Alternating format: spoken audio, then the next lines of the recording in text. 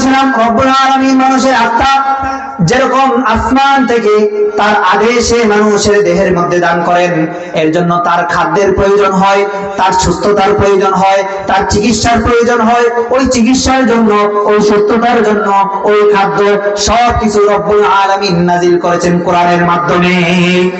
কিসের মাধ্যমে? এর জন্য কোরআন যার জীবনে যত বেশি চর্চা, কোরআনের আমলের নমুনা যার জীবনে যত বেশি, ওই ব্যক্তি সমাজে সবচেয়ে বেশি সুস্থ। ওই ব্যক্তি কি সমাজে সুস্থ, দেহে সুস্থ বলি নাই, সমাজে সুস্থ।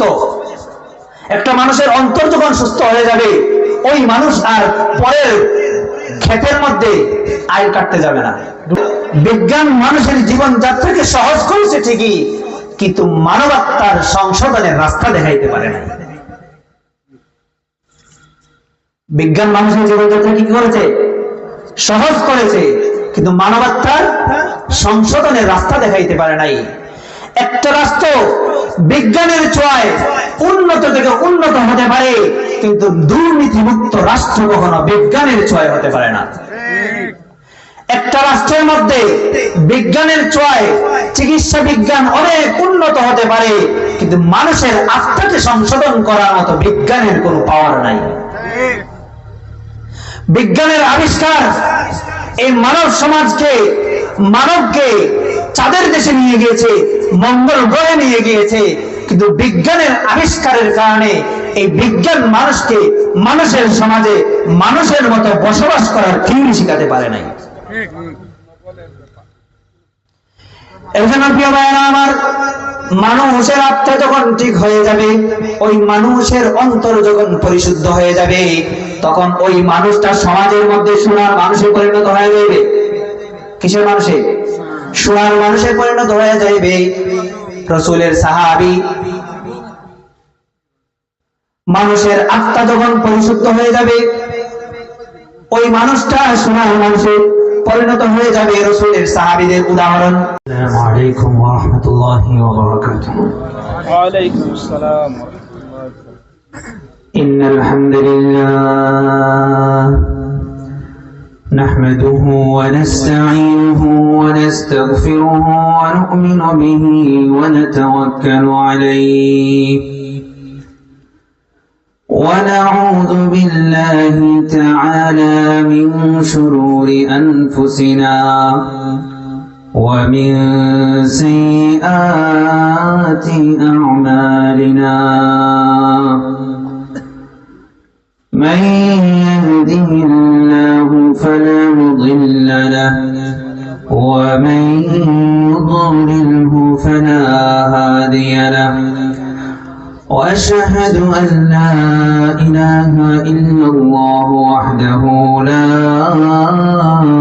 شريك له وأشهد أن سيدنا وسندنا وحبيبنا وحبيب ربنا ومولانا محمدا عبده ورسوله الذي أرسل إلى الناس كافة بشيرا ونذيرا وداعيا إلى الله بإذنه وسراجا منيرا أما بعد فأعوذ بالله من الشيطان الرجيم. بيتكم عادل. بسم الله الرحمن الرحيم. والشمس وضحاها والقمر إذا تلاها والنهار إذا جلاها والليل إذا يغشاها والسماء وما بناها والأرض وما طحاها ونفس وما سواها فألهمها فجورها وتقواها قد أفلح من زكاها وقد خاب من دساها وقال النبي صلى الله عليه وسلم إنما بعثت لأتمم مكارم الأخلاق أو كما قال عليه الصلاة والسلام সবাই মহব্বতের সাথে দুরূদ ইব্রাহিম পড়ি আল্লাহুম্মা সাল্লি আলা মুহাম্মাদিন ওয়া আলা আলি মুহাম্মাদ কামা সাল্লাইতা আলা ইব্রাহিম ওয়া আলা আলি ইব্রাহিম إنك حميد مجيد اللهم بارك على محمد وعلى آل محمد كما باركت على إبراهيم وعلى آل إبراهيم إنك حميد مجيد بلغ العلا بكماله كشف الدجى بجماله حسنت جميع خصاله صلوا عليه وآله لا إله إلا الله لا إله إلا الله لا إله إلا الله এক আওয়াজে সবাই বলি লা ইলাহা ইল্লাল্লাহ লা ইলাহা शजर में हजर में तेरे रंग वो है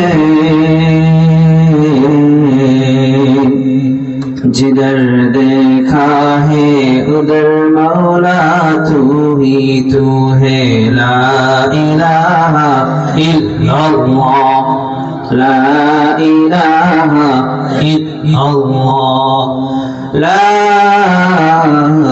إله إلا الله محمد رسول الله صلى الله عليه وسلم জামিয়াত সুন্নাহ মহিলা মাদ্রাসা আওয়াল মহল পোকরা বানিয়াচং হবিগঞ্জের উদ্যোগে দ্বিতীয় বার্ষিক ইসলামী মহাসম্মেলনের অধ্যকার অধিবেশনের সম্মানিত সভাপতি উপস্থিত হযরত উলামায়ে কেরাম দিনদার ইমানদার সর্বস্তরের মুসলমান ভাইয়েরা বাড়িতে অবস্থানরত পর্দানিশীন মা ও বোনেরা আল্লাহ রাব্বুল আলামিনের দরবারে অসংখ্য অগণিত শুকরিয়া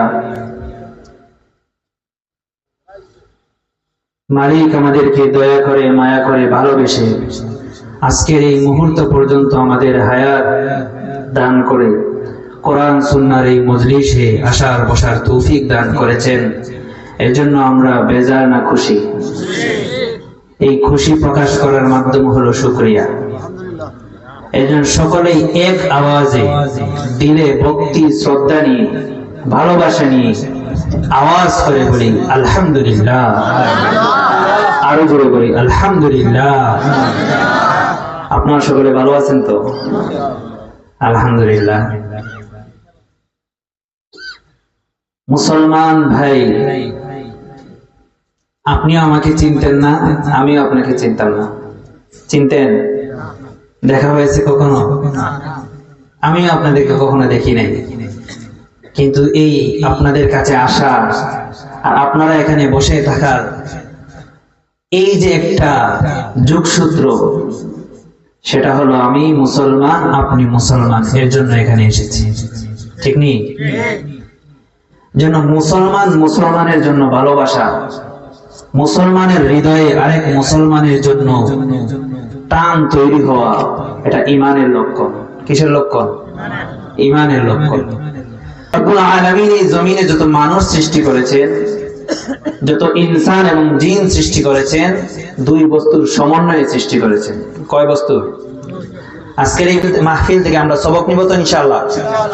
মাহফিলে আসছি, শীতের কনকনে শীত, এই মুহূর্তে আপনি বাড়িতে থাকলে আরামে বিছানায় সময় কাটাতে পারতেন। এখানে এসেছেন কিছু জিনিস শিখে যাওয়ার চেষ্টা করা। কি বলেন? রব্বুল আলামিন মানুষকে বানাইছেন দুই জিনিসের সমন্বয়ে। কয় জিনিসের সমন্বয়ে? দুই জিনিস। এক হলো মানুষের দেহ, আরেক হলো মানুষের রূহ। এক হলো মানুষের দেহ, আরেক হলো তার রূহ, যাকে আমরা সহজে বুঝি আত্মা, প্রাণ। এই দুই জিনিসের সমন্বয়ে মানুষ।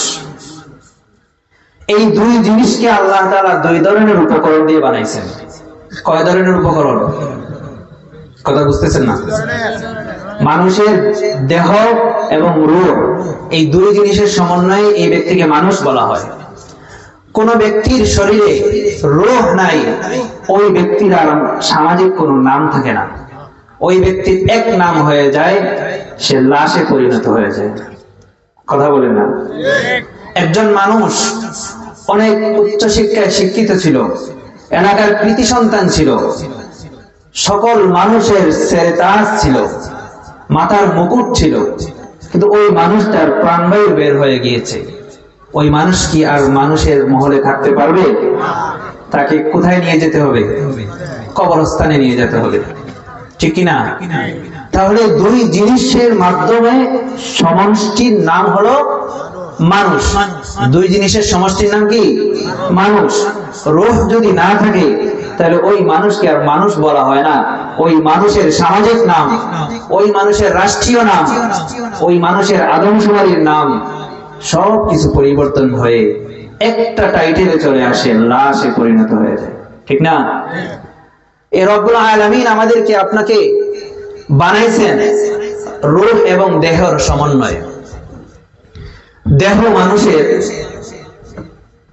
যে সকল উপকরণ দিয়ে তৈরি করা হয়েছে,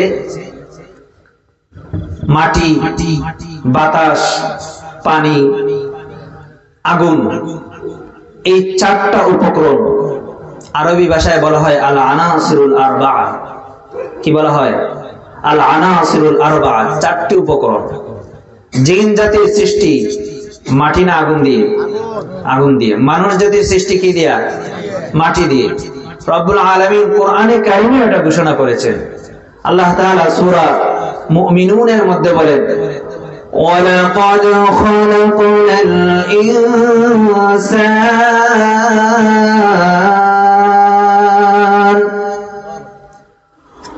ওয়ালাকাদ খালাকনাল ইনসানা মিন সুলালাতিন মিন তিন।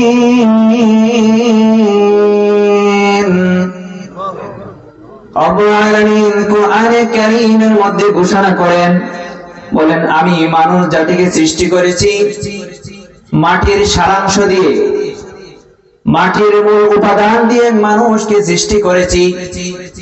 কোরআনে কারীমের অন্য জায়গায় রব্বুল আলামিন তার জবানে ঘোষণা করেন, ইয়া আইয়ুহান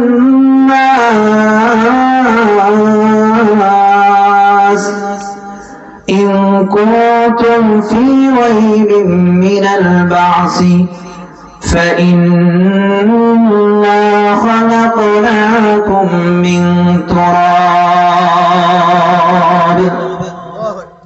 রব্বুল আলামিন বলেন, ও দুনিয়ার মানুষ, তুমি আস্তিক হও নাস্তিক হও, তুমি ইহুদি হও, তুমি খ্রিস্টান হও, তুমি হিন্দু কিংবা বৌদ্ধ কিংবা তুমি মুসলমান হও, আমার সৃষ্টি নিয়া, আমার কুদরত নিয়া, আমার রাজত্ব নিয়া যদি তোমার সন্দেহ থাকে, তাহলে তুমি তোমার নিজের দিকে তাকাও। আমি রব্বুল আলামিন তোমাকে মাটি থেকে সৃষ্টি করেছি। কোথায় থেকে? মাটি থেকে সৃষ্টি করেছে। এরপরে রব্বুল আলামিন মানুষের দেহ তৈরির একটা ধারাবাহিক বর্ণনা দিয়েছেন। সুবহানাল্লাহ বলবেন না? মানুষকে যে মাটি থেকে সৃষ্টি করেছেন, এই মাটিটা পরবর্তীতে কিসে রূপান্তরিত হইলো, এরপরে কিসে রূপান্তরিত হইলো, আলোচনার বিষয় ওইদিকে না। এর জন্য আলোচনা ওইদিকে নিয়ে যাচ্ছি না। যেহেতু আমাকে আপনাকে আল্লাহ তাআলা সৃষ্টি করেছেন দেহ এবং আত্মার সমন্বয়ে, এর জন্য দেহর সূত্রটা যে মাটি থেকে, এটা কোরআন থেকে দলিল দিলাম। কথাটা বুঝতে পেরেছেন? যেহেতু মাটি থেকে মানুষের দেহ তৈরি, এর জন্য এই দেহের জন্য যত কিছু প্রয়োজন এই সব কিছু আল্লাহ তাআলা এই মাটির জমিনে দিয়েছে। সুবহানাল্লাহ বলবেন না? আপনারা মনে আমার কথা বুঝেন না, আওয়াজ করতে হবে। আপনাদের সাথে আমার একটা মিল থাকতে হবে। যদি মিল না থাকে তাহলে আমিও কথা বলে মজা পাবো না, আর আপনারা কথা শুনেও সবক শিখতে পারবেন না। দর্শের মধ্যে উস্তাদ যখন পড়ায়, কোন উস্তাদ যদি শুধুই পড়ায়া যায়, ছাত্রকে অথবা ছাত্রীকে যদি প্রশ্ন করে না, বুঝেছে কি বুঝেছে না এটা জিজ্ঞাসা করে না, তাহলে ওই উস্তাদের দর্শ থেকে ছাত্ররা কখনো উপকার লাভ করতে পারে না। কারণ সব ছাত্রী কি সমান? সব ছাত্র কি সমান? সবার মেধা সমান না। প্রশ্ন করলে উত্তর আসে কি আসে না? তখন একটা সমন্বয় তৈরি হয়। আপনারা যেহেতু এসে গেছেন, আমিও যেহেতু আপনাদের সামনে বসে গেছি, সুতরাং আমাদের ভিতরে একটা মিল থাকা দরকার। কি বলেন? রব্বুল আলামিন মানুষকে সৃষ্টি করেছে দেহ মাটি থেকে। এজন্য মাটির দেহের জন্য যত উপকরণ দরকার সবকিছুই জমিনে দিয়েছে। যেহেতু মাটির তৈরি জমিন থেকেই, মাটি আরশে আজিম থেকে না, মাটির কোথা থেকে? জমিনেই মাটির সবকিছু। এজন্য আমার খিদা লাগে কি লাগে না? আমি অসুস্থ হই কি হয় না? আমার আরামের প্রয়োজন হয় কি হয় না? এই সব কিছু জমিনে তৈরি হয় কিনা? খাবারের জন্য চাল কোথায় উৎপন্ন হয়? ডাল। ফলমূল কোথায়? আর এই ফলমূল খাই কিসের জন্য? দেহের জন্য। কিসের জন্য খাই? দেহের জন্য খাই কিনা? ভাত খেলে কোন জিনিসের খিদা নিবারণ হয়? পেটের খিদা নিবারণ হয়। পেট কি দেহের অংশ কিনা? কথা মনে বুঝতেছেন না? তাহলে এই যে দেহ মাটির তৈরি, এজন্য তার উপকরণ আল্লাহ এই মাটির জমিনে দিয়েছে। আমি অসুস্থ হইলে হাসপাতালে যাই, হাসপাতালে জমিনে কিনা? আমার খাবারের প্রয়োজন হইলে আমি দোকান থেকে খাবার কিনতে যাই, এই জমিনে দোকান কিনা? কিন্তু আমার যে আত্মা, আপনার যে আত্মা, এই আত্মার জন্য এই পৃথিবীতে এমন কোন হাসপাতাল আছে যেখানে আত্মার চিকিৎসা করা হয়? এমন কোন ফুড কোম্পানি, এমন কোন বেকারি আছে যেখানে মধ্যে আত্মার খাবার তৈরি করা হয়? আছে এরকম? শুনছেন কখনো? তাহলে বোঝা গেল জমিনে যত কিছু আল্লাহ দিয়েছেন, এইগুলা দিয়েছেন মাটির এই দেহকে পরিচর্যা করার জন্য। কিসের জন্য? মাটির দেহকে পরিচর্যা করার জন্য। মাটির দেহকে পরিচর্যা করার জন্য মাটির মানুষকে আল্লাহ যে মেধা দিয়েছেন, এই মেধা দিয়ে তার মাটির দেহকে পরিচর্যা করা যথেষ্ট। এজন্য রব্বুল আলামিন সবকিছু জমিনেই দিয়ে দিয়েছেন। কথা বুঝতেছেন? আর রব্বুল আলামিন আমাকে আরেকটা জিনিস দান করেছেন, সেটা হলো আমার আত্মা। এই আত্মা হলো এই জমিনের কোন উপকরণ দিয়ে তৈরি নয়, কোন ম্যাটেরিয়ালস আত্মার জন্য এই জমিন থেকে ব্যবহার হয় নাই। এজন্য আল্লাহ রাব্বুল আলামিন এই জমিনের মধ্যে তার কোন উপকরণ রাখেন নাই। রব্বুল আলামিন কোরআনে কারীমে সূরা ইসরাঈলের মধ্যে ঘোষণা করেন, ওয়ায়াসআলুনাকা আনির রূহ কুল রূহু মিন আমরি রাব্বী।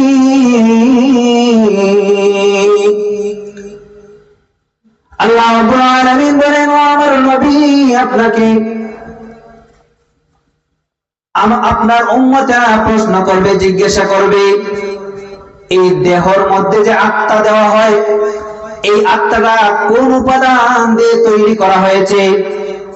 ও নবী, আপনি আমাদেরকে সেই ব্যাপারে একটু তথ্য দান করুন। আসমানের মালিক সাত আসমানের উপর থেকে জিবরাইল আমিনের মাধ্যমে আয়াত নাজিল করে এই জমিনের মানুষের প্রশ্নের উত্তর দিয়েছেন। সুবহানাল্লাহ বলবেন না? রব্বুল আলামিন বলেন, ওয়ায়াসআলুনাকা আনির রূহ,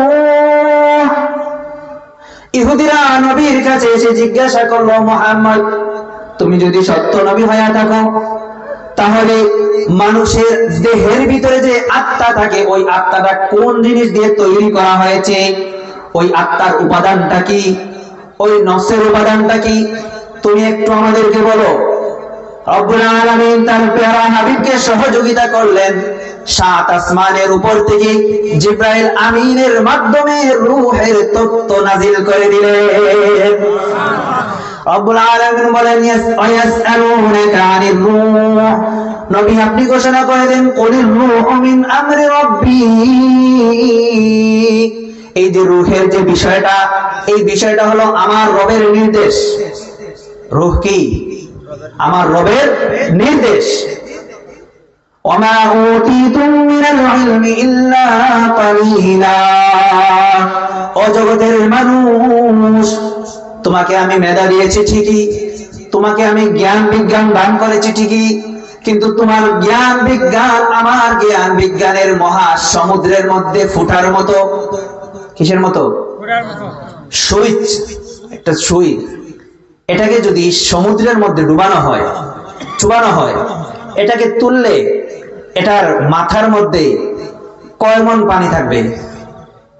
একটা সুইয়ের মাথার মধ্যে পানির মধ্যে চুবাইয়া এটা তুলা দিছি, এবার সুইয়ের মাথার ভিতরে কয় মণ পানি থাকবে? 5 মণ। কথা বুঝেন না? কয় মণ? চোখে দেখা যাবে? চোখে দেখা যাবে না এই পরিমাণ পানি সুইয়ের মাথার মধ্যে থাকবে। রব্বুল আলামিনের ইলমের মহাসমুদ্রের মধ্যে যে পরিমাণ ইলম রিজার্ভ আছে, ওই রিজার্ভ ইলম থেকে এই দুনিয়ার 850 কোটি মানুষকে যে ইলম দিয়েছেন, ওই ইলমের তুলনা হলো ওই সুরের মতো, যে সুইটা মহাসমুদ্রে ডুবানো হইল আর তার মাথার মধ্যে যে পানি লেগে আছে, ওই পানির পরিমাণ হলো 850 কোটি মানুষের জ্ঞান। তাহলে আল্লাহ তাআলার জ্ঞান কি পরিমাণ? তার নিজের কাছে কি পরিমাণ রিজার্ভ জ্ঞান আছে? আল্লাহু আকবার বলবেন না? আর জোরে বলেন না আল্লাহু আকবার। রব্বুল আলামিন বললেন, ও প্যারা হাবিব, আপনার উম্মত আপনাকে জিজ্ঞাসা করবে রূহ সম্পর্কে, আপনি বলে দেন এই রূহ যে বিষয়টা, মানুষের যে আত্মা, এটা আমি রবের বিষয়, আমার রবের হুকুম। এখানের মধ্যে দুনিয়ার কোনো উপকরণ দেওয়া হয় নাই, এর জন্য দুনিয়ার কোনো মেধাও এখানে কাজ করবে না। মানুষের রূহ যেহেতু রব্বুল আলামিন 7 আসমানের উপর থেকে নির্দেশের মাধ্যমে আমার আপনার দেহের মধ্যে ঢুকাইয়া দিয়েছেন, এর জন্য রব্বুল আলামিন এই দেহের উপকরণ, দেহের খাদ্য, দেহের স্বাস্থ্যের জন্য, দেহের সুস্থতার জন্য যেরকম জমিনে উপকরণ দান করেছেন, মানুষের আত্মার জন্য ওই রকম খাদ্য, ওই রকম উপকরণ, ওই রকম ম্যাটেরিয়াল 7 আসমানের উপর থেকে নাজিল করেছেন।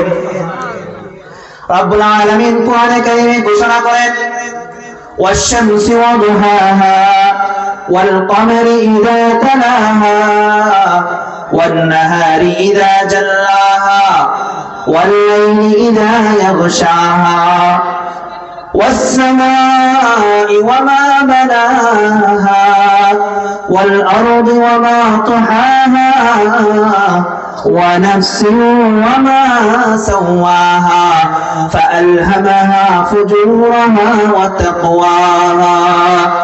রব্বুল আলামিন কোরআনে কারীমে বিভিন্ন জায়গায় বিভিন্ন বিষয়ের গুরুত্ব বোঝাইতে গিয়ে কসম করেছেন স্বয়ং রব্বুল আলামিন, কিন্তু কোরআনে কারীমে কোন বিষয় বোঝাইতে গিয়ে এত কসম করেন নাই।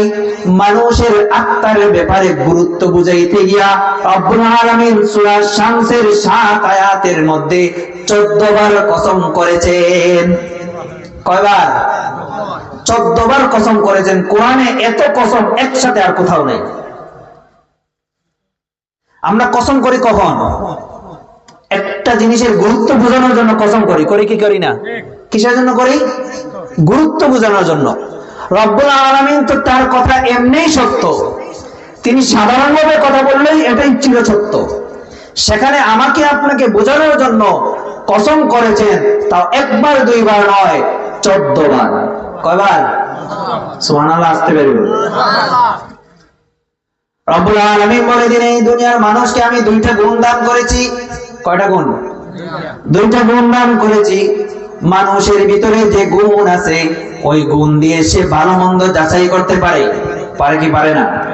এই পৃথিবীতে আল্লাহ তাআলা মাখলুক সৃষ্টি করেছেন তিন মেধার। কয় মেধার? তিন মেধার, তিন স্তরের মাখলুক আছে।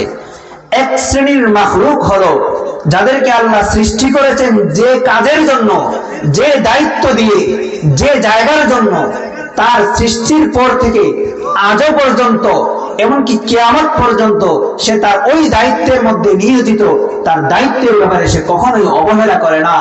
ওই মাখলুকের নাম হলো ফেরেশতা। ওই মাখলুকের নাম কি?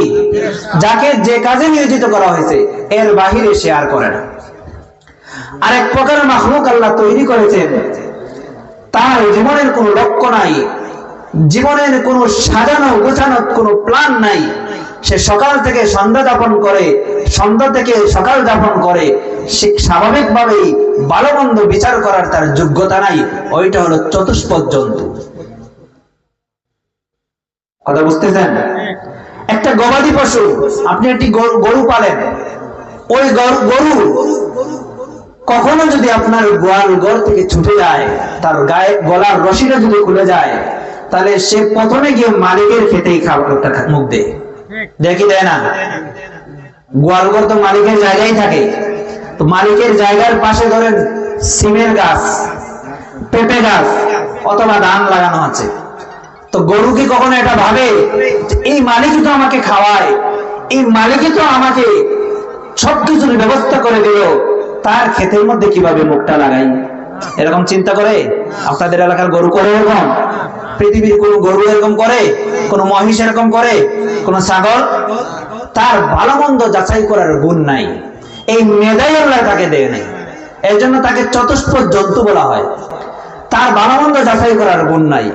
আরেক প্রকার মাখলুক হলো, এই পৃথিবীতে আল্লাহ তাআলা মানব জাতি সৃষ্টি করেছেন, তার ভিতরে ভালো জিনিসও যাচাই করার গুণ আছে, মন্দ জিনিসও গ্রহণ করার গুণ আছে। আছে কি আছে না? আপনার সামনে একটি খাবারের প্লেট দেওয়া হয়েছে। ওই খাবারটা সামনে নেওয়ার পরে এটা কি ভালো নাকি মন্দ আগে আপনি যাচাই করেন কি করেন না? তারপরে মুখে দেই, কি বলেন? দেই কি দেই না? তাহলে বোঝা গেল মানুষের ভিতরে ভালো মন্দ যাচাই করার দুইটা গুণই আছে। আছে কি আছে না? এই কথাটাই রব্বুল আলামিন সূরা শামসের মধ্যে বলেন, ফাআলহামাহা ফুজুরাহা ওয়া তাকওয়াহা। ও দুনিয়ার মানুষ, আমি তোমাকে সৃষ্টি করেছি, তোমার নফসকে তৈরি করেছি, তোমার দেহটাকে সুঠামভাবে আমি খুব সুন্দরভাবে পৃথিবীর সর্বশ্রেষ্ঠ সুন্দরের অধিকারী বানায়া আমি তোমাকে সৃষ্টি করেছি। আল্লাহ রাব্বুল আলামিন মানুষের সৃষ্টির সৌন্দর্যের কথা ঘোষণা করতে গিয়ে সূরা তিনের মধ্যে বলেন, ওয়াত-তিনি ওয়াজ-যাইতুন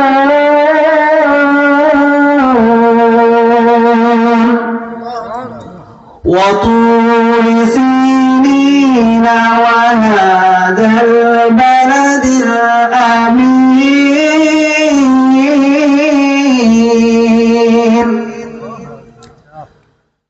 لقد خلقنا الإنسان في أحسن تقويم। রব্বুল আলামিন কসম করে বলেন, এই দুনিয়াতে রব্বুল আলামিন মানুষকে সবচেয়ে সুন্দর করে সৃষ্টি করেছেন। আমাকে আপনাকে যিনি সৃষ্টি করেছেন তিনি কে? আরো জোরে চিল্লায়া বলেন না কে? সেই মালিক বলেন, এই দুনিয়ার সর্বশ্রেষ্ঠ সুন্দরের অধিকারী হলো মানুষ। কেমন সুন্দর? একটা মানুষ তার শরীর ঢাকা থাকলে তাকে যে সুন্দর লাগে, স্বাভাবিক পোশাক পুরুষের ছতর হলো নাভি থেকে ধরে হাঁটু পর্যন্ত ঢাকা থাকবে। এটা 24 ঘন্টার খরচ। কয় ঘন্টা? আমাদের যুবকরা আজকের আলোচনা বোঝার পরে আপনি নিজের ব্যাপারে সিদ্ধান্ত নেবেন, আপনি কোন শ্রেণীর মানুষ। আপনি কি ফেরেশতা সুলভ চিন্তার মানুষ, নাকি চতুষ্পদ জানোয়ারের চিন্তার মানুষ? চতুষ্পদ জানোয়ার, তার ভিতরে ভালো মন্দ যাচাই করার গুণ নাই। আর ফেরেশতাকে আল্লাহ তাআলা ভালোর গুণ দিয়েই তৈরি করেছে, খারাপের কোনো গুণ নাই।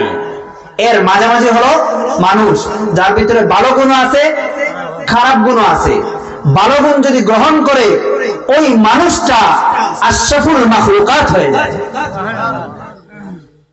ওই মানুষটা ফেরেশতার চেয়েও দামি হয়ে যায়। যে মানুষটার ভিতরে ভালো গুণ অর্জন হয়ে যায় ওই মানুষটাকেই নূরের তৈরি ফেরেশতারা সেজদা করেছিল। আদম আলাইহিস সালামকে সেজদা করেছিল কিনা? আর এই মানুষটার ভিতরে যখন ভালো গুণ থাকবে না, মন্দ গুণের সমন্বয় ঘটবে, মন্দ গুণগুলো তার ভিতরে আসতে থাকবে, তখন ওই মানুষটা সমাজের মধ্যে আদমশুমারির মধ্যে সে মানুষ হবে, রক্তে মাংসের মানুষ হবে, কিন্তু তার স্বভাব হয়ে যাবে চতুষ্পদ জানোয়ারের মতো। কোরআনের দলিল আছে, দিতেছি। সতরের কথা বলছিলাম, আমাদের যুবকরা তার চরিত্র কোন দিকে যাচ্ছে, তার মেধাটাকে কোথায় ব্যয় করতেছে, সে এখনো পর্যন্ত এটা বুঝে না। হাঁটুর উপরে প্যান্ট পরে, আপনাদের সমাজে আছে কিনা? 3 কোয়ার্টার প্যান্ট আছে কিনা? হাফ কোয়ার্টার প্যান্ট আছে কিনা? যুবক ছেলে, তাগড়া যুবক, 18 বছরের যুবক, 20 বছরের যুবক, নাভি থেকে ধরে হাঁটু পর্যন্ত ঢাকা তার জন্য ফরজ। সে হাঁটুর উপরে প্যান্ট পরে রাস্তাঘাটে কুকুরের মতো হাঁটাহাঁটি করে। একটা কুকুরের গায়ে একটা পোশাক থাকে, সে উলঙ্গ থাকে, তার সতরের কোনো হিসাব নাই। আপনি তো মানুষ, আপনাকে আল্লাহ বানাইছে শ্রেষ্ঠ জীব বানায়া, আপনাকে আল্লাহ বানাইছে এই দুনিয়ার সকল মাখলুকাতকে আপনি পরিচালনা করবেন, এই জমিনকে পরিচালনা করবেন, এর জন্য আল্লাহ আপনাকে বানাইলো। আর আপনি আপনার স্বভাবকে, আপনার আচার আচরণকে প্রকাশ করতেছেন এমন ভাবে এই চতুষ্পদ জানোয়ারের চেয়ে নিকৃষ্ট হয়ে যাচ্ছে। এই জন্য 3 কোয়ার্টার প্যান্ট মুসলমানের জন্য জায়েজ না। যে প্যান্ট পরলে, যে পোশাক পরলে পুরুষের হাঁটু উদাম হয়ে যায়, হাঁটু খুলে যায়, নাভির নিচে চলে যায়, ওইটা কোনো সময় মুসলমানের পোশাক হতে পারে না। কথা বুঝতেছেন না? রাগ করেন না বাবা। মুসলমান ঈমান নিয়ে কবরে যদি যাইতে পারি, আল্লাহর তৈরি নূরের জান্নাত আমাদের জন্য অপেক্ষা করতেছে। আমাদের আগে, আমার আগে হযরত মাওলানা মুফতি মাহমুদ হাসান মাহমুদ দামাত বারাকাতুহুম আলোচনা করেছিলেন, জান্নাতের নেয়ামতের কথা বলেছিলেন কিনা, যে এমন নেয়ামত, যে নেয়ামত কোন চোখ কোনদিন দেখে নাই, এমন নেয়ামত আল্লাহ আমার জন্য রেখে দিয়েছেন, যে নেয়ামতের বর্ণনা কোনদিন কোন মানুষের কান শুনে নাই। সেই নেয়ামত পাইতে হলে শর্ত হলো ঈমান থাকতে হবে। কি থাকতে হবে? ঈমান থাকতে হবে। আমাদের ঈমানকে, মুসলমানের ঈমান হরণ করার জন্য এই পৃথিবীর বেদিনরা, কাফের কুফাররা এক হয়ে গিয়েছে। তারা মুসলমানের ঈমান নিয়ে হোলি খেলতেছে, আর আমরা তাদের তালে তাল মিলাইয়া আমরা ব্যাঙের মতো লাফাইতেছি। কথা বুঝতেছেন না? আপনার আলামিন মানুষ বানাইলেন, এই দুনিয়ার শ্রেষ্ঠ জীব বানায়া মানুষের দেহের মধ্যে আত্মা দান করেছেন। ওই আত্মাটা যেহেতু 7 আসমানের মালিকের নির্দেশে মানুষের দেহের ভিতরে আসে, এর জন্য আত্মাটার খাবারের প্রয়োজন হয়, আত্মার চিকিৎসার প্রয়োজন হয়। এর জন্য রব্বুল আলামিন 7 আসমানের উপর থেকে আত্মার চিকিৎসার জন্য, আত্মার খাবারের জন্য, আত্মার খাদ্য এই জমিনে আসমান থেকে নাজিল করেছেন। রূহ কোন জগতের বিষয়?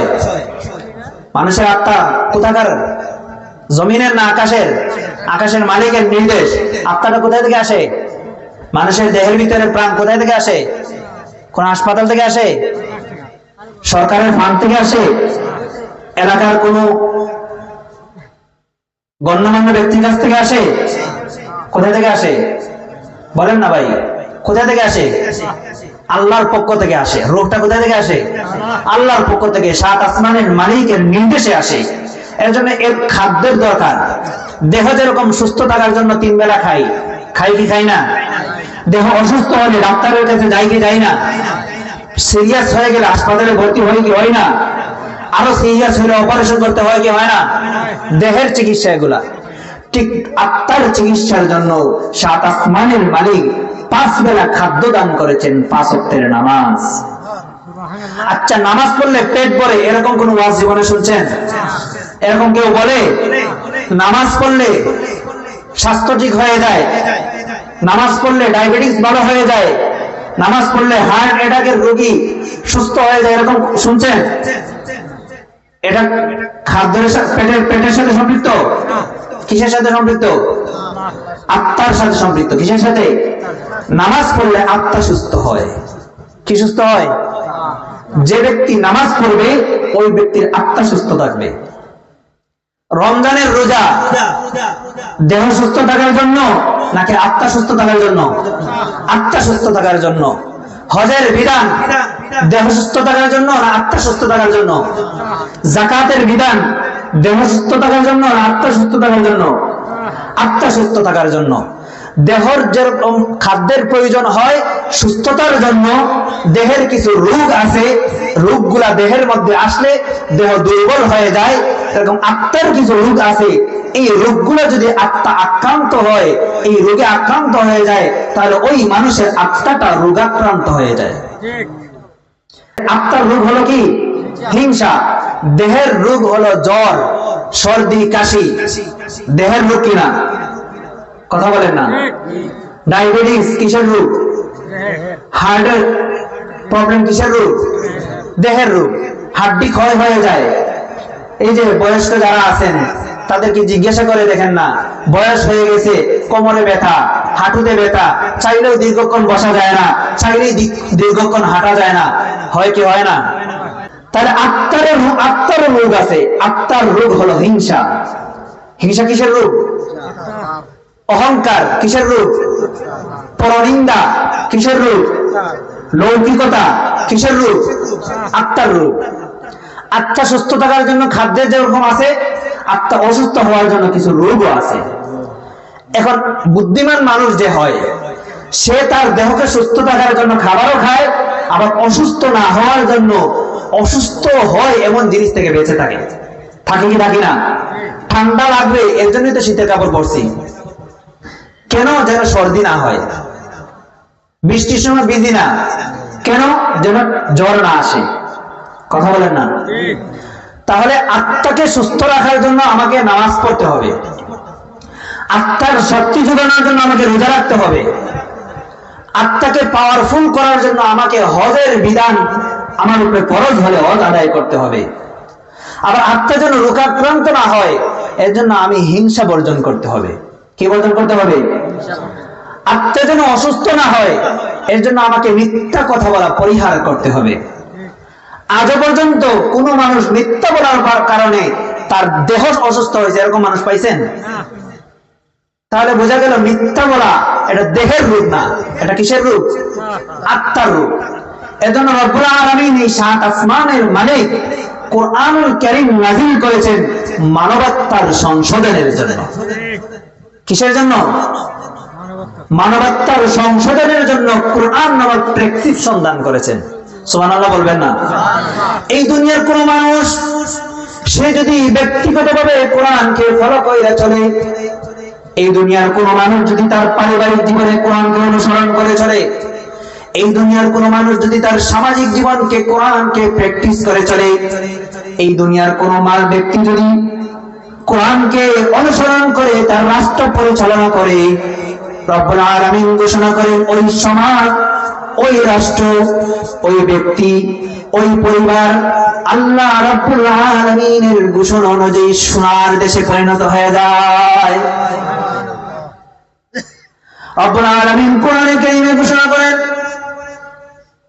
মান আমিলা সালিহান মিন যাকারিন আও উনসা ওয়া হুয়া মুমিন ফালানুহয়িন্নাহু হায়াতান তাইয়্যিবা ولنجزينهم أجرهم بأحسن ما كانوا يعملون।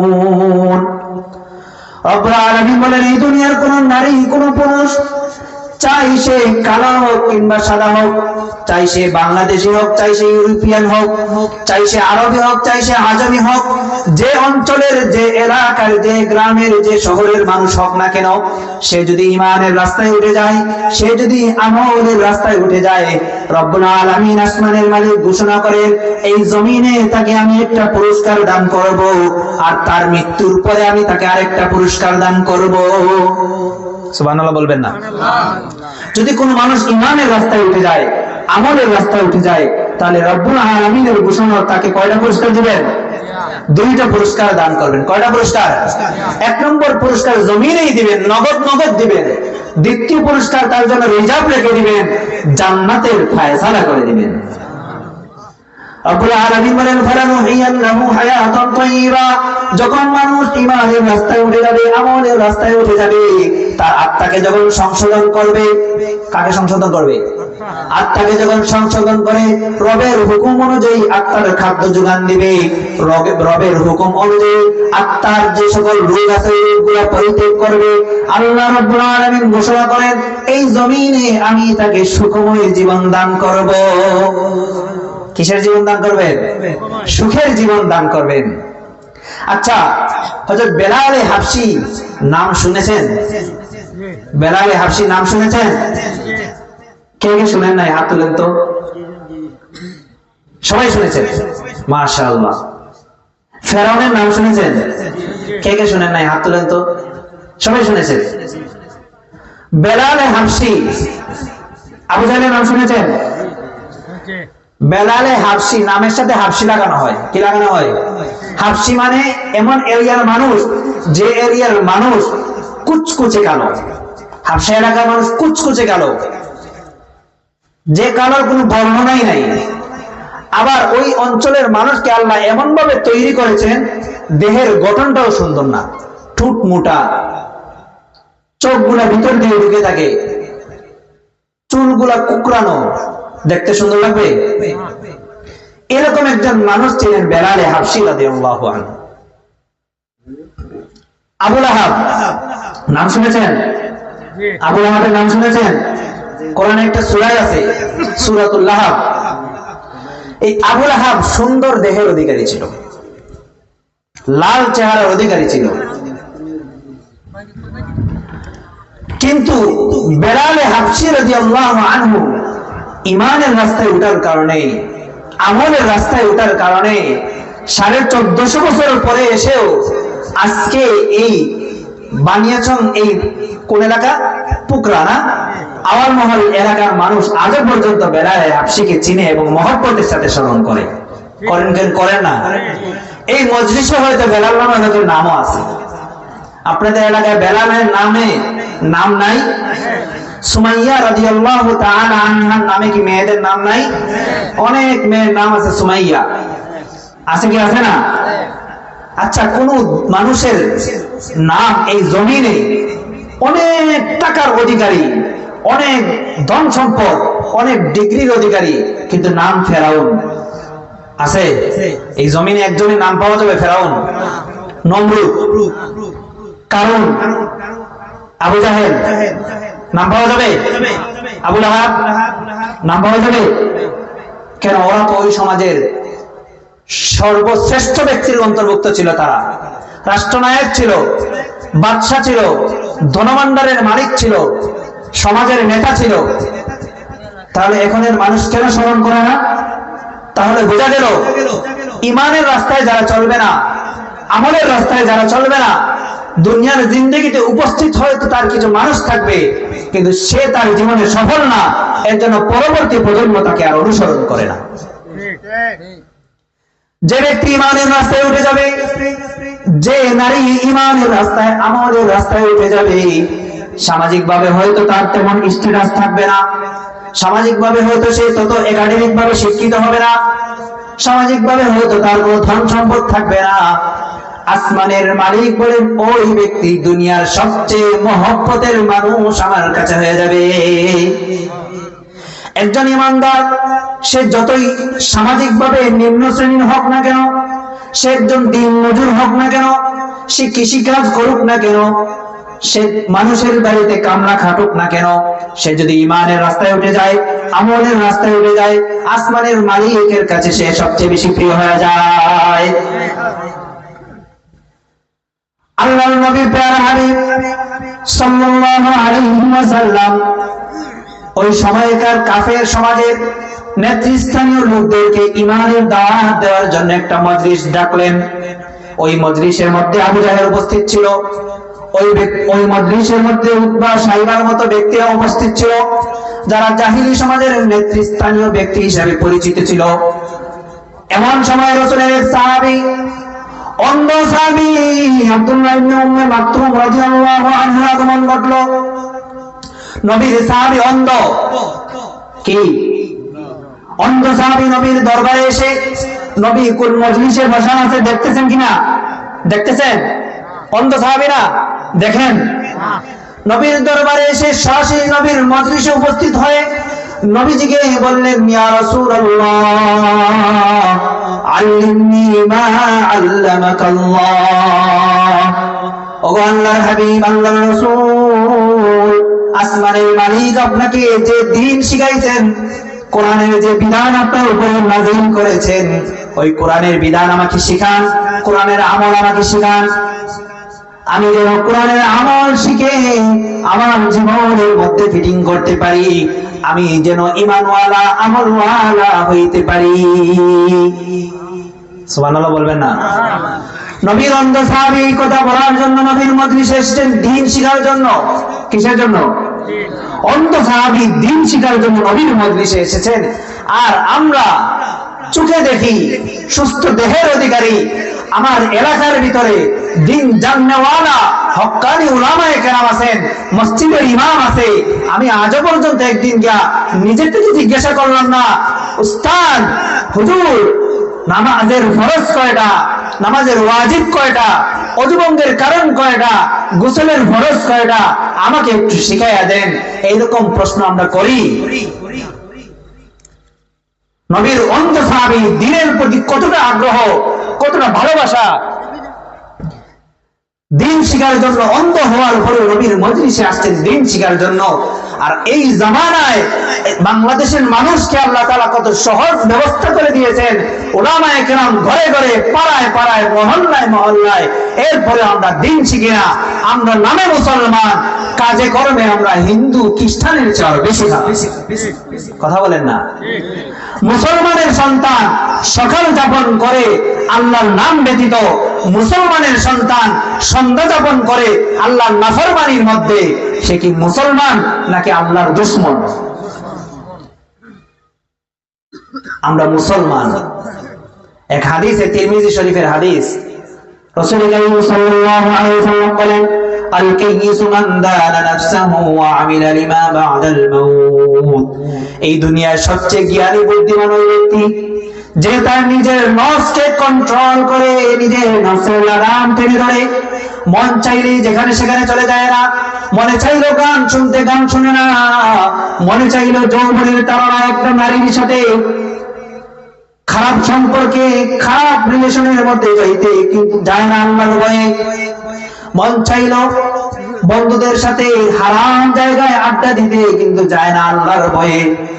ওই ব্যক্তি তার নিজের নফসকে কন্ট্রোল করে, মন চাইলো ঘুমায়া থাকতে, কিন্তু এশার আজান হয়ে গিয়েছে, মুয়াজ্জিন আজান দিয়ে দিয়েছে, আর ঘরে বসে থাকে না, আল্লাহর হুকুম পালন করার জন্য মসজিদে চলে যায়। মন চাইলো ফজরের আজান হইল, ঘুমায়া থাকতেছে, কম্বল গায়ের মধ্যে দিয়েছে, খুব আরামের হালতে আছে, মুয়াজ্জিন আজান দিছে। ওই বুদ্ধিমান ব্যক্তি কখনোই আর কম্বলের নিচে বসে থাকে না, শুয়ে থাকে না, থাকে মুয়াজ্জিনের আজানের ডাকে সাড়া দেওয়ার জন্য আল্লাহর ঘরের মধ্যে চলে যায়। নবী বলেন, ওই ব্যক্তি হলো সবচেয়ে বড় বুদ্ধিমান, যে তার নিজের অন্তরকে, নিজের আত্মার লাগাম টেনে ধরে এবং পরবর্তী আখিরাতের জীবনের জন্য আমল করে। ওয়া আমিলা লিমা বা'দাল মাউত ওয়াল আজিজু মান ইত্তাবা'a নাফসাহু হাওয়াহা ওয়া তাওয়ান্না আলাল্লাহ। আর সবচেয়ে বোকা নির্বুদ্ধ ওই ব্যক্তি যে তার মন চাহে জিন্দেগি পরিচালনা করে, যে তার মনের ভিতরে এই কথা ঢুকাইয়া দিল, খাও দাও ফুর্তি করো, দুনিয়াটা মস্ত করো, বলে কি বলে না? মন চায় গানের কনসার্টে চলে যায়, মন চায় জুয়ার আড্ডার মধ্যে চলে যায়, মন চায় খারাপ নারীদের সাথে সম্পর্ক করতে চলে যায়। ওই ব্যক্তি হলো নবীর ভাষায় সবচেয়ে বেশি বোকা, নির্ভুল। এতটুকু শেষ না, সে তো নিজে গুনাহ করে, সে তো নিজে নাফরমানি করে, সে তো অন্যের হক নষ্ট করে, সে তো মিথ্যা কথা বলে, সে অহংকার দেখায়, সে মানুষের সাথে খারাপ আচরণ করে, কিন্তু মনে মনে আশা করে আল্লাহর কাছে সে মরার সাথে সাথে জান্নাত পাইবে। করে কাজ খারাপ আর মনে মনে আশা করে কি ভালো আশা করে। ওই ব্যক্তি হলো সবচেয়ে নির্ভুল নবীর জবানে। কার জবানে? আমার জবানে, নবীর জবানে ওই ব্যক্তি নির্ভুল। প্রিয় ভাইরা আমার, আমি মুসলমানের সন্তান, আমার কানে আমার জন্মের পরে আযান দেওয়া হয়েছে, আমার মৃত্যুর পরে আমার জন্য জানাজা পড়া হবে, অথচ আমার চলাফেরা ইহুদি খ্রিস্টানের মতো হাঁটুর উপরে কাপড় তুলে আমি হাঁটাচলা করি, রাস্তাঘাটের মধ্যে, ক্ষেতের মধ্যে কাজ করি, লুঙ্গি কাঁচা দিয়া। করেন কি করেন না? এরকম এরকম মুসলমান আছে কি আছে না? আজান হইলে ঠিকই মসজিদে যায়, আর কাজ করার সময় একেবারে হাঁটুর উপরে কাপড় তুলে। কথা বুঝেন না? এরকম মনে আপনাদের এলাকায় এই দৃশ্য দেখা যায় না, আমাদের এলাকায় ঠিকই দেখা যায়। মুসলমানের সন্তান আমি মুরব্বী হয়ে গিয়েছি, বয়স হয়ে গিয়েছে, পর্দা আমার নাভি থেকে হাঁটু পর্যন্ত দেখে রাখা ফরজ, অথচ আমি খেতে কাজ করতেছি আর আমি হাঁটুর উপরে কাপড় তুলে। হাঁটুর উপরে কাপড় তোলা এটা কবিরা গুনাহ। কি গুনাহ? কবিরা গুনাহ। আজকে থেকে প্রতিজ্ঞা করি, জীবন যায় যাবে তবু হাঁটুর উপরে আর কাপড় তুলবো না। বলেন না ইনশাআল্লাহ? হাঁটুর উপরে কাপড় তুলবো না। তুলবেন না তো? বিশেষ করে ছাত্র ভাই যারা আছো, স্কুলে পড়াশোনা করো, অনুরোধ করলাম, 3 কোয়ার্টার যদি পড়ো, এমন 3 কোয়ার্টার পড়ো যেটা হাঁটুর নিচ পর্যন্ত থাকে। পারবেন না ইনশাআল্লাহ? মুসলমানের আদর্শ না এটা। আমার বলছিলাম, রব্বুল আলামিন মানুষের আত্মা যেরকম আসমান থেকে তার আদেশে মানুষের দেহের মধ্যে দান করেন, এর জন্য তার খাদ্যের প্রয়োজন হয়, তার সুস্থতার প্রয়োজন হয়, তার চিকিৎসার প্রয়োজন হয়। ওই চিকিৎসার জন্য, ওই সুস্থতার জন্য, ওই খাদ্য সবকিছু রব্বুল আলামিন নাজিল করেছেন কোরআনের মাধ্যমে। কিসের মাধ্যমে? এর জন্য কোরআন যার জীবনে যত বেশি চর্চা, কোরআনের আমলের নমুনা যার জীবনে যত বেশি, ওই ব্যক্তি সমাজে সবচেয়ে বেশি সুস্থ। ওই ব্যক্তি কি সমাজে সুস্থ, দেহে সুস্থ বলি নাই, সমাজে সুস্থ। একটা মানুষের অন্তর যখন সুস্থ হয়ে যাবে, ওই মানুষ আর পরের ক্ষেতের মধ্যে আইল কাটতে যাবে না। আমার কথা বলছিলাম, রব্বুল আলামিন মানুষের আত্মার জন্য কোরআনে কারীম নাজিল করেছেন। আল্লাহ বলেন, ক্বাদ আফলাহা মান যাক্কাহা ওয়া ক্বাদ খাবা মান দাসসাহা। ওই ব্যক্তি দুনিয়াতে আখিরাতে সফল, যে তার আত্মাকে সংশোধন করলো। যে তার আত্মাকে সংশোধন করবে সে দুনিয়াতেও সফল, আখিরাতেও সফল। ওয়া ক্বাদ খাবা মান দাসসাহা। আর যে ব্যক্তি তার অন্তরকে কলুষিত করলো, যার অন্তর তার অন্তরকে নাপাক করে দিল, মিথ্যার গুনাহ দিয়ে তার জীবনটাকে বরবাদ করে দিল, অহংকারের গুনাহ দিয়ে তার জীবনটাকে বরবাদ করে দিল, হিংসার গুনাহ দিয়ে তার জীবনটাকে বরবাদ করে দিল, আল্লাহর নাফরমানির মধ্যে জীবন কাটায় তার জীবনটাকে, তার আত্মাটাকে বরবাদ করে দিল। ওই ব্যক্তি দুনিয়াতেও নাকাম হয়ে যায়, আল্লাহর তৈরি দূরের জান্নাত থেকেও সে বঞ্চিত হয়ে যায়। নাউজুবিল্লাহ বলবেন না? এজন্য রব্বুল আলামিন কোরআনে কারীমের ঘোষণা অনুযায়ী ওই ব্যক্তি সফল হয়ে যাবে যে ব্যক্তি তার আত্মাকে পরিশুদ্ধ করবে। এজন্য এই জামানাকে, এই 2024 সাল 21 শতাব্দীকে বলা হয় বিজ্ঞানের সবচেয়ে উন্নত উৎকর্ষ সাধনের যুগ। বিজ্ঞানের এমন কোন শাখা প্রশাখা নাই এই যুগে আবিষ্কার হয় নাই। বিজ্ঞানের আবিষ্কারের কারণে আজকে আমরা কথা বলতেছি, এখানে দাঁড়ায়া, এখানে বসে এলাকার মধ্যে কথা ছড়ায়া যাইতেছে। যাচ্ছে কি যাচ্ছে না মাইকের আওয়াজে? কিসের আবিষ্কার? বিজ্ঞানের আবিষ্কার। কিসের আবিষ্কার? এই যে লাইট, আজ থেকে কথার কথা এই এলাকায় 100 বছর আগে এই লাইট ছিল? এরকম ছিল না। হারিকেন খুবই, মশাল, এই জাতীয় জিনিস আগেরকার মুরব্বীরা ব্যবহার করতেন কি করতেন না? তাহলে বিজ্ঞানের আবিষ্কারের কারণে মানুষের জীবন যাত্রা সহজ হয়ে গিয়েছে। হয়েছে কি হয়েছে না? ঘরের ভিতরে থেকে আপনি এখান থেকে ইউরোপের খবর নিতে পারবেন। আপনি এই মুহূর্তে ঢাকায় যাওয়া দরকার, গাড়ির টিকিট দরকার, আপনাকে স্টেশন যাইতে হবে না, অনলাইনে আপনি টিকিট কেটে ফেলতে পারবেন, বিমান টিকিট অনলাইনে কেটে ফেলতে পারবেন। এমনকি এখানে বসে ইউরোপের একটা হোটেল আপনি বুকিং করবেন, কোন হোটেল বুকিং করবেন, ওই হোটেলের রুমের পজিশন কিভাবে, ওই রুমের ভিতরে কি কি আছে, এখন সবকিছু আপনি হাতের মুঠের ভিতরে। কিসের কারণে হয়েছে বলেন না? কিসের কারণে? বিজ্ঞানের আবিষ্কারের কারণে। কিসের কারণে?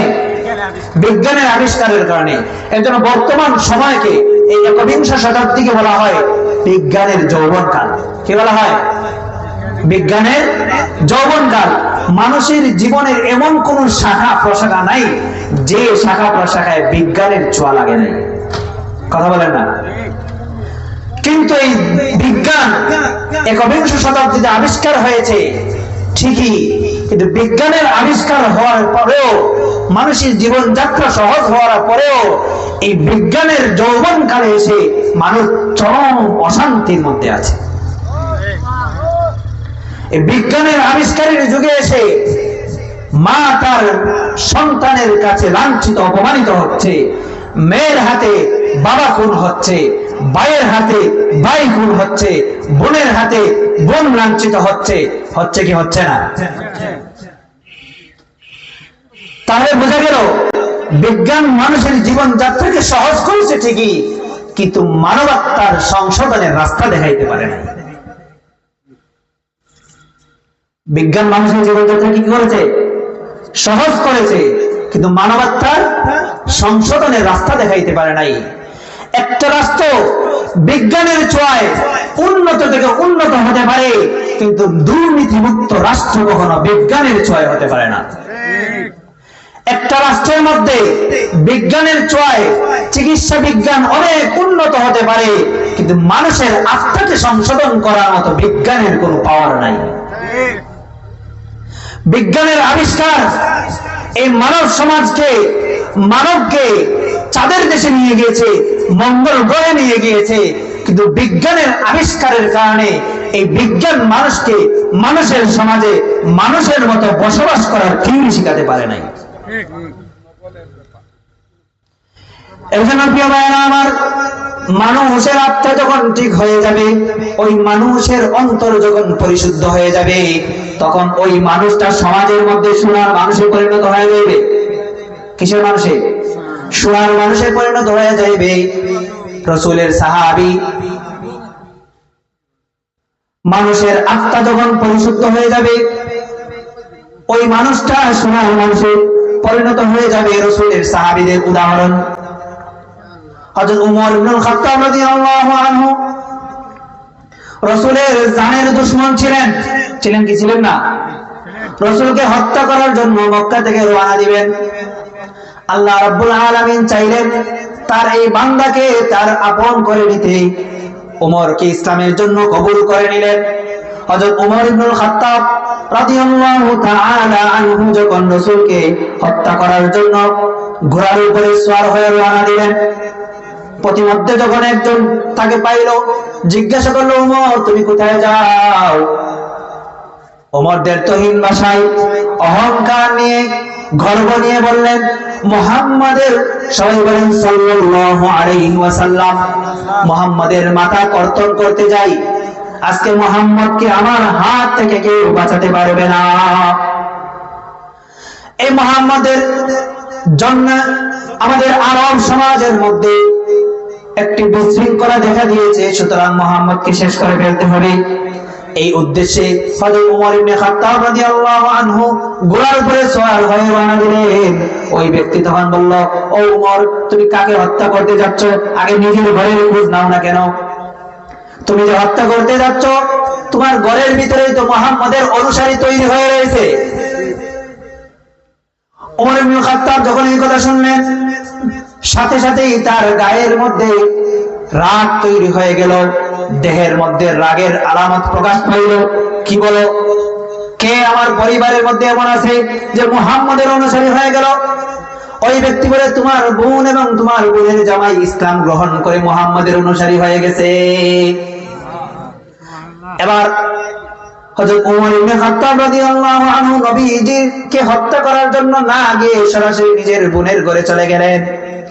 এবার নিজের বোনের ঘরে গিয়ে যখন দরজার মধ্যে করাঘাত করলেন, তখন বাহিরে ঘরের দরজায় পৌঁছার আগে ভিতর থেকে কোরআনে কারীমের তেলাওয়াতের আওয়াজ কানের মধ্যে এসেছে। ওমর ইবনে খাত্তাব রাগী সুরে নিয়ে দরজার মধ্যে করাঘাত করলেন।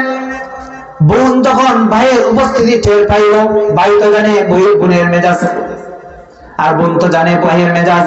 বোন যখন দেখলো ওমরের আগমন ঘটেছে, অবস্থা তো ভালো না, এই মুহূর্তে তো আমার ভাইয়ের আসার কথা ছিল না, নিশ্চয়ই কোনো একটা গন্ডগোল আছে, এই কারণে আমার ভাই আমার ঘরে এসেছে। কথা বলেন না, ঠিক কিনা? এবার ওমর ইবনে খাত্তাব রাদিয়াল্লাহু আনহু ঘরের ভিতরে ঢুকলেন, ঢুকে এবার বোনকে জেরা করা শুরু করলেন। বোনকে যখন জেরা করা শুরু করলেন, বোন তখন স্বীকার করে নিল, হ্যাঁ আমি মুহাম্মদের ধর্ম গ্রহণ করে চিরতরে ইসলামের ছায়া তলে এসে ঈমান আমলের অনুসারী হয়ে গেলাম। এই কথা শোনার সাথে সাথে হযরত ওমর নিজের বোনকে আঘাত করতে শুরু করলেন, মারতে শুরু করলেন। মারতে মারতে তার নিজের আপন বোনকে রক্তাক্ত করে দিলেন। এই হালত যখন চলল, মুহাম্মাদের জানের শত্রু ওমর ইবনে খাত্তাব রাদিয়াল্লাহু আনহু যখন তার রাগটা থামলো, তখন তিনি জিজ্ঞাসা করলেন, আচ্ছা তোমরা যে মুহাম্মাদের অনুসারী হইলা, আমি যখন তোমাদের ঘরের ভিতরে প্রবেশ করার জন্য দরজায় দাঁড়াইলাম, তখন ভিতর থেকে কি পড়ার জন্য আওয়াজ শুনলাম। বোন তখন সুযোগ পাওয়া গেল দাওয়াত দেওয়ার, পাওয়া গেল কিনা? এবার বোন দরদ মাখা কণ্ঠে ভাইকে দিনের দাওয়াত দিতেছে, ভাইরা আমার, কলিজার টুকরা ভাই, মুহাম্মাদের ধর্ম যদি তুমি অনুসরণ করো, মুহাম্মাদের বাতানো পথে অনুসারী হয়ে যাও, তাহলে তুমি দুনিয়াতেও কামিয়াব হয়ে যাইবা, আখিরাতেও কামিয়াব হয়ে যাইবা। এবার ওমর ইবনে খাত্তাব রাদিয়াল্লাহু আনহু বলেন, তোমরা যে জিনিসটা পড়তেছিলা ওই জিনিসটা আমাকে একটু পড়ে শোনাও। মানুষ তো সবাই গেছি গা, উপরে পড়ছে। এবার হযরত ওমর ইবনে খাত্তাব রাদিয়াল্লাহু তাআলা আনহুকে তার বোন জামাই কোরআনের ওই আয়াতগুলো তেলাওয়াত করে শোনাচ্ছিলেন, যে আয়াতগুলো ওনারা পড়তেছিলেন। ওই সময় ঘরের ভিতরে সূরা তাহার শুরুর অংশগুলো তেলাওয়াত করতেছিলেন। কোন সূরা? সূরা তাহা, সূরা 16 পারায়। কয় পারায়? 16 পারায়, দ্বিতীয় সূরা, 16 পারার দ্বিতীয় সূরা। বোন জামাই তেলাওয়াত করতেছে, তাহা মা আনজালনা আলাইকাল কুরআনা লিতাশকা ইল্লা তাযকিরাতান লিমান ইয়াখশা তানযীলাম মিম্মান খালাকাল আরদা ওয়াস সামাওয়াতিল উলা আর-রাহমানু আলাল আরশি ইসতাওয়া লাহু মা ফিস সামাওয়াতি ওয়া মা ফিল আরদি ওয়া মা বাইনাহুমা ওয়া মা তাহতাস সারা। বোন জামাই কোরআনের আয়াত তেলাওয়াত করতেছে, ওমরের মনটা নরম হইতেছে, মনটা বিগলিত হইতেছে, ইসলামের জন্য মনটা বেকুল হয়ে উঠতেছে। কোরআনের তেলাওয়াত শেষ হয়েছে, বোন জামাই চোখ তুলে দিয়ে দেখে ওমরের চোখ দিয়া ঝরঝর করে পানি পড়তেছে। যে ওমর এসেছিলেন নবীর দুশমন হয়ে, নবীর গলা কর্তন করার জন্য, ওই উমরকে আল্লাহ রাব্বুল আলামিন নবীর দরবারে মুসলমান বানায়া পাঠাইছেন। কোরআন মানুষের আত্মাকে সংশোধন করে কিনা? এর জন্য কোরআনের শিক্ষার দরকার আছে কিনা? কোরআনের শিক্ষা থেকে বঞ্চিত করে মুসলমানের সন্তানকে নাস্তিক মুরতাদ বানানোর জন্য, মুসলমানের ছেলেকে মেয়ে বানানোর জন্য, মুসলমানের মেয়েকে ছেলে বানানোর জন্য আজকে নাস্তিক মুরতাদরা আমাদের বাংলাদেশে সিলেবাসে হাত দিয়েছে। মুসলমানের ছেলেকে মুসলমানের মেয়েকে নাস্তিক বানানোর জন্য আমরা তাদের প্রতিবাদ করব। আমাদের ছেলেদেরকে আমাদের মেয়েদেরকে কোরআনের শিক্ষা দেব, কোরআনের অনুসারী বানাবো, আর তার সংশোধন করাবো। রাজি আছে কিনা মুসলমান? আজকে বাংলাদেশের সিলেবাসে হাত দেওয়া হয়েছে শরীফ থেকে শরীফে কিভাবে হওয়া যায়, হাঁটুর উপরে কাপড় পরে মুসলমানের ছেলে সন্তান রাস্তা দিয়ে কিভাবে হাঁটতে পারে, মুসলমানের মেয়ে তার দেহকে কিভাবে উপস্থাপন করতে পারে, এই নাস্তিকরা এই চক্রান্ত করতেছে, আর আমরা তাদের চক্রান্তে পা দিতেছি। এর জন্য দ্বীনি প্রতিষ্ঠানগুলোকে আমাদের বাঁচায় রাখতে হবে কিনা? দ্বীনি প্রতিষ্ঠানে আমরা আমাদের মেয়েদেরকে দিব কিনা? এই দ্বীনি প্রতিষ্ঠানগুলো চলতে হলে তো দ্বীনি প্রতিষ্ঠানের উপায় উপকরণ লাগবে কি লাগবে না?